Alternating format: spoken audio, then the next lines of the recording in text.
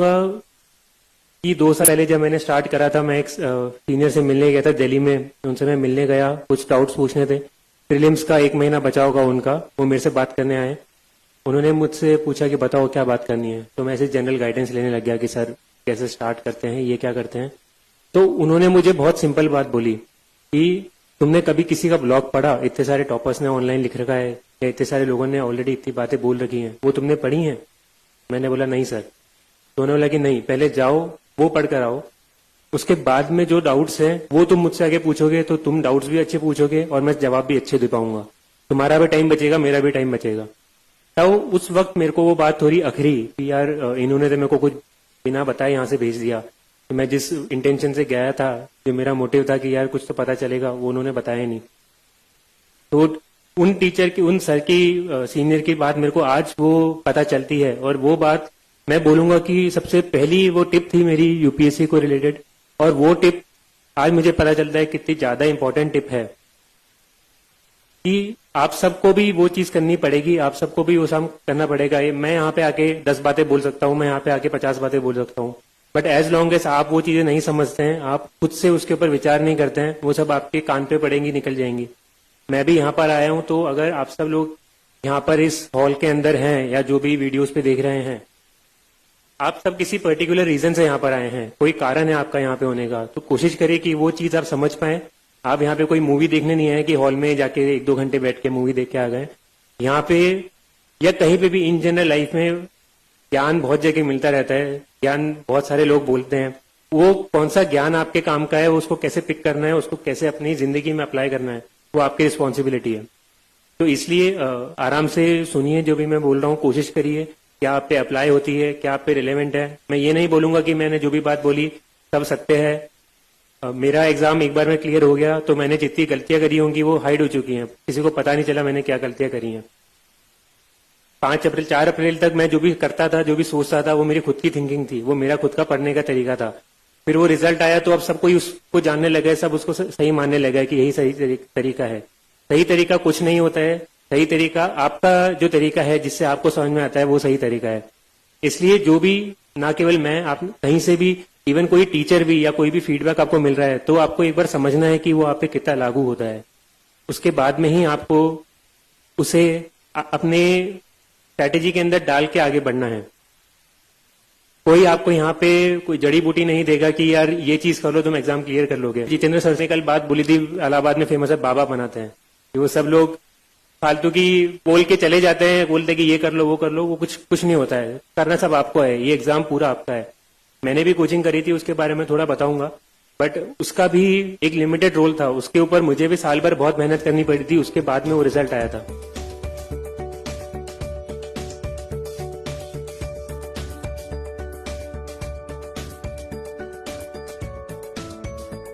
सबसे पहले मैं एक बता देता हूं कि थोड़ा मेरी लाइफ के बारे में बता देता हूं। मैंने 2010 में आईआईटी का एग्जाम दिया था। स्कूलिंग मेरी कोटा में हुई थी एंड बचपन से मुझे साइंस बैकग्राउंड में ज्यादा इंटरेस्ट था। सोशल साइंस, अपनी सिविक्स, ज्योग्राफी, हिस्ट्री, इन सब में बिल्कुल भी इंटरेस्ट नहीं आता था। मेरी कोशिश थी कि भाई 10वीं क्लास तक, बोर्ड तक एक बार पढ़ के इनको हटा दूं, फिर 11th के बाद में तो आएगा भी नहीं। बिल्कुल इंटरेस्ट नहीं था, मैं एकदम दूर भागता था उनसे, एकदम रट्टा मार मार के उनको मैंने निकाला था, क्योंकि मेरा पूरा मैथ्स वगैरह में इंटरेस्ट था। फिर कोटा में वैसा एनवायरनमेंट भी होता है, तो मैंने आईआईटी का एग्जाम दिया, वो एग्जाम भी क्लियर हो गया। फिर मैं आईआईटी बॉम्बे गया वहां ग्रेजुएशन करने। तब मेरे फादर ने मुझे बचपन से भी बोला था, और फादर मेरे सिविल सर्विसेज में ही है। पहले वो आरएएस थे, राजस्थान एडमिनिस्ट्रेटिव सर्विस में, अभी उनका प्रमोशन हो चुका है, वो आईएएस में है। उन्होंने मुझे बोला था, उनकी खुद की इच्छा भी थी कि वो आरएएस में, तो चाहते थे मुझे एज ए आईएएस देखना। बट मैं क्योंकि उस एनवायरनमेंट में रहा था, बचपन से मैंने सारी चीजें देखी थी, तो कभी मुझे उसका अट्रैक्शन नहीं आया कि यार ये लाल बत्ती की गाड़ी क्या होती है, या ये सोशल स्टेटस क्या होता है, यार ये रिस्पेक्ट क्या होती है। वो सामने दिखता रहता था। मेरे लिए वो घर की मुर्गी दाल बराबर जैसी चीज थी, मुझे कभी इंटरेस्ट नहीं था। नहीं प्लीज आप ताली मत बजाइए, आप सुनिए जो भी मैं बोल रहा हूँ। ताली आप एंड में जितनी बजानी है बजा लीजिएगा। तो मेरा था कि ये चीज तो मैंने देख रखी है लाइफ में, मुझे कुछ और ट्राई करना है, मुझे खुद की जिंदगी बनानी है, मुझे खुद के पैरों पे खड़े होकर कुछ करना है। और मेरा था कि मुझे कभी तो इंडिया के बाहर जाके भी एक बार रहना है या काम करना है। उसी इंटेंशन से मैंने कॉलेज में पढ़ाई भी करी, अच्छे से पूरा ग्रेजुएशन वगैरह करा। और 2014 में जब मेरा फाइनल ईयर था, ग्रेजुएशन हुआ, तब मुझे सैमसंग साउथ कोरिया में जॉब ऑफर मिला था प्लेसमेंट्स में कॉलेज के अंदर। तो तब मुझे बहुत खुशी हुई कि यार बचपन से मेरी ये इच्छा थी, दिली इच्छा थी कि मुझे एक बार बाहर जाना है और वो अपॉर्चुनिटी मेरे सामने है।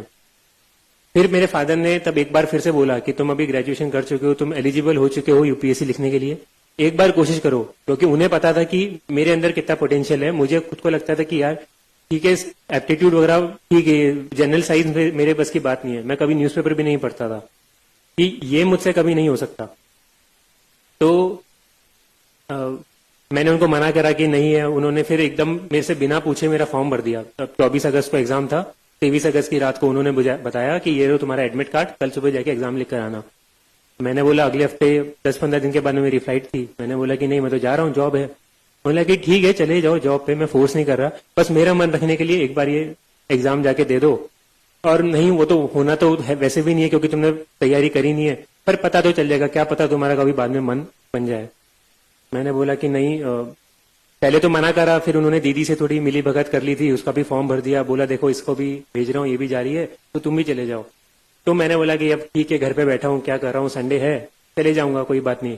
अब मैं वहां पर गया, मैंने पेपर खोल के देखा और मुझे कुछ नहीं आया उसके अंदर। पूरा जो पेपर 1 होता है जीएस का, तो होता यह था कि उसके पहले हमेशा GS1 और GS2 जो 2 पेपर होते हैं प्रीलिम्स के, उसके अंदर GS और CSAT वाला दोनों के नंबर जुड़ते थे और कट ऑफ इंजीनियर्स को फायदा होता था कि वो सेकंड पेपर में ज्यादा मार्क्स लेके GS थोड़ा बैलेंस करके 50-60 नंबर लाके वो भी क्वालिफाई कर लेते थे।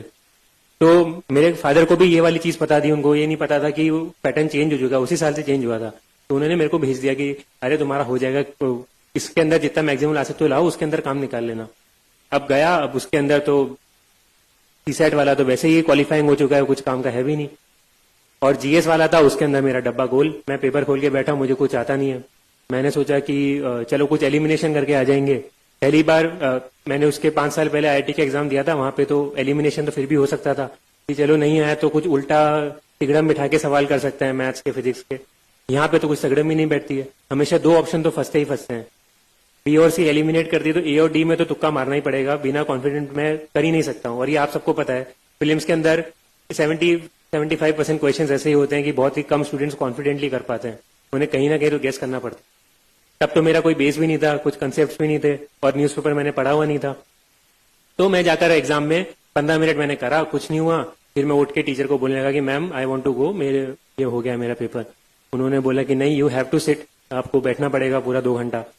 अब मैंने सोचा क्या करूं, मैं जाके वहां पे हेड डाउन करके सो गया क्योंकि एग्जाम तो मेरे को कुछ आता नहीं था। फिर मैं घंटे 1.25 घंटे के बाद में उठा, देखा कि बाकी बच्चे कुछ कर रहे थे। मैंने बोला कि चलो अपन भी थोड़ा कर लेते हैं, थोड़ा अपन तुक्केबाजी तो भिड़ा लेते हैं कि क्या होगा, ज्यादा से ज्यादा नेगेटिव आएंगे, पर एग्जाम तो अपन को क्लियर करना नहीं है।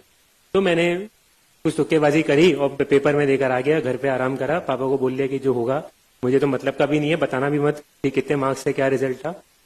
फिर उसके कुछ 7-8 में तो आराम से जॉब करने चले गया। 7-8 महीने बाद उनका फोन आया कि ऐसे ऐसे हुआ है, तुम्हारा होना तो था नहीं, तो हुआ भी नहीं, और कितने मार्क्स तुम्हारे CSAT में कुछ बहुत अच्छे नंबर आए हैं क्योंकि वो मेरा स्ट्रांग था, और GS में होंगे सिंगल डिजिट या कुछ 10-15-20 नंबर से ऊपर नंबर नहीं होंगे मैं 200 के अंदर से।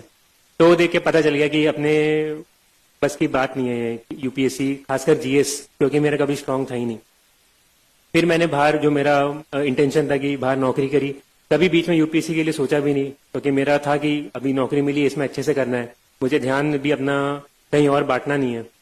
तो मैंने अपना सारा जॉब करी 1.5 साल। फिर कुछ चीजें ऐसी हुई, वहां पे काम पसंद नहीं आया। फिर मैंने सोचा कि इंडिया मूव करके काम करते हैं, और बाहर रहना भी मेरे को इतना पसंद नहीं आया, इंडिया की जो लाइफ मेरे को बेटर लगती थी। तो फिर मैं शिफ्ट करके बैंगलोर आ गया। बैंगलोर के अंदर मैंने जॉब करी, और जॉब करते वक्त बैंगलोर में कुछ 7-8 महीने जब निकले होंगे, दिवाली का टाइम था 2016 का, मैं 2016 मार्च में इंडिया आ गया था। तो जब अक्टूबर-नवंबर का टाइम आया, तब तक आते आते जो नेचुरल चीज है कि जैसे जैसे एज बढ़ती जाती है, थोड़ी लाइफ में सीरियसनेस भी होती है। कब हम हमेशा मजाक नहीं कर सकते हैं कि आज मस्ती कर ली, कल कोई मूवी देखने चले गए, परसों गेम खेलने चले गए, फिर वीडियो गेम खेल रहे हैं, ये हमेशा नहीं कर सकते, कहीं तो लाइफ में सीरियस होना पड़ता है। तो उस वक्त था जब मैंने सोचना विचारना शुरू करा, और वहाँ बैंगलोर का ट्रैफिक भी ऐसा था कि आधा पौन घंटा मैं कैब में बैठा रहता था ऑफिस जाने के लिए, तो और कुछ काम था भी नहीं।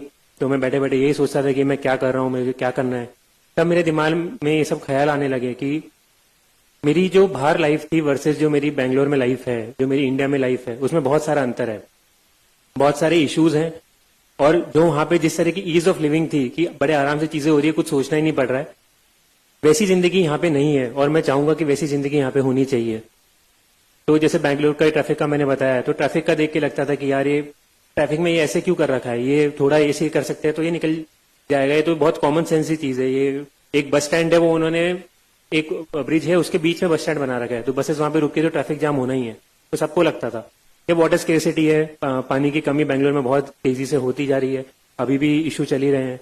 तो तब से मुझे लगता था कि यार ये सारे चैलेंजेस हैं, और अगर मैं बाहर बैठे बैठे अगर मैं इंडिया में रह रहा हूं और अगर मैं इनको बस क्रिटिसाइज कर रहा हूं कि ये क्या है, ये गंदा है, बाहर अच्छा था, तो मैं मतलब इतना मेरे को इधर मिला है, मैंने सब कुछ पढ़ाई करी है, तो मैं उसके साथ ही गलत चीज कर रहा हूं। तो अगर उनको इम्प्रूव करना है तो वो मैं बाहर से कोस नहीं सकता हूं, मुझे खुद को जाके चेंज करना पड़ेगा। तब मैंने थोड़ा सोचना स्टार्ट करा। फिर वो पहले से दिमाग में यूपीएससी वाला तो एक्सपीरियंस था ही, पता था कि जॉब कैसे होती है, क्या क्या अपॉर्चुनिटीज होती हैं, कौन कौन से सेक्टर्स होते हैं। मेरे फादर, मेरे ताऊ जी भी सिविल सर्विसेज में ही हैं, और फादर के कुछ सीनियर्स हैं, वो बचपन से एक दो बार मैं मिला हुआ था उनसे, तो मुझे आइडिया था थोड़ा बहुत कि यहाँ पर मैं आऊंगा तो कुछ तो सेटिस्फाइंग मिलेगा। एट द सेम टाइम मैं बैंगलोर में जो जॉब कर रहा था वहां पे मैं 8 to 8, 9 to 9, 10-12 घंटे दिन के मेरे उसमें जाते थे।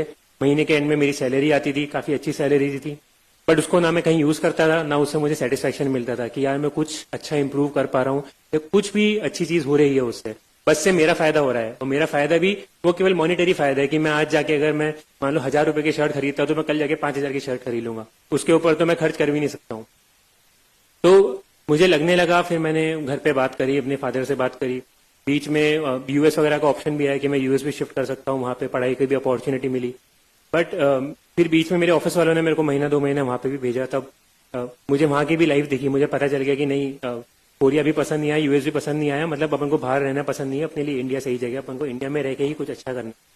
इसलिए फिर मैं सोचने लगा कि यूएस का तो मैंने ऑप्शन कैंसिल कर दिया और घर पे बात करने लगा।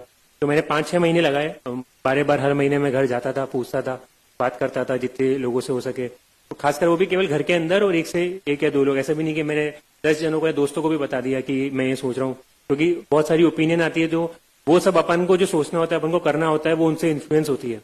अल्टीमेटली जो आपको अंदर से चाहिए वो आपको ही पता है, या ज्यादा से ज्यादा जो आपके क्लोज वंस है, आपकी फैमिली है, वही आपको बता सकते हैं, वही लोग हैं जो आपको सही एडवाइस देंगे। बाकी तो उनके हिसाब से जो सही है वो बताते हैं। इसलिए मैंने सोचा कि इन्हीं लोगों से पूछता हूँ।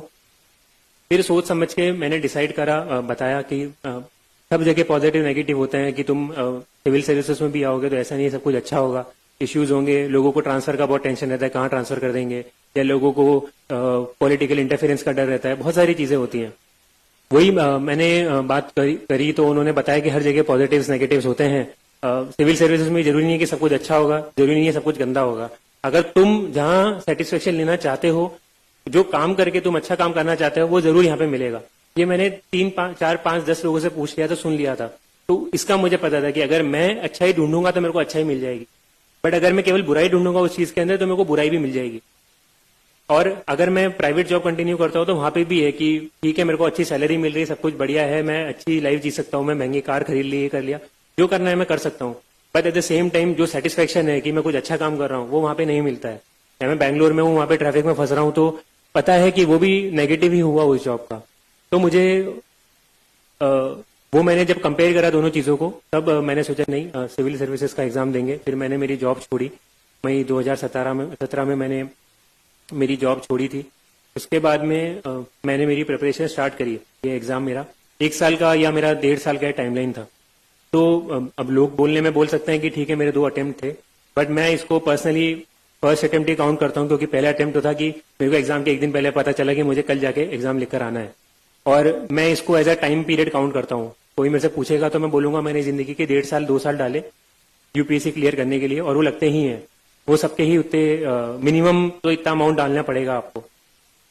तो ये मेरी टाइमलाइन थी जो मैंने बताई आपको। अब इसमें आप नोट करेंगे तो सबसे पहले मैंने सबसे बल्क में जो टाइम बताया वो क्या था, मेरा यूपीएससी में आने का जो थॉट प्रोसेस, जो मैंने स्टार्टिंग के तैयारी शुरू करने के पहले 5-6 महीने डाल दिए सोचने में कि मुझे एग्जाम देना है, क्यों देना है, क्या फायदे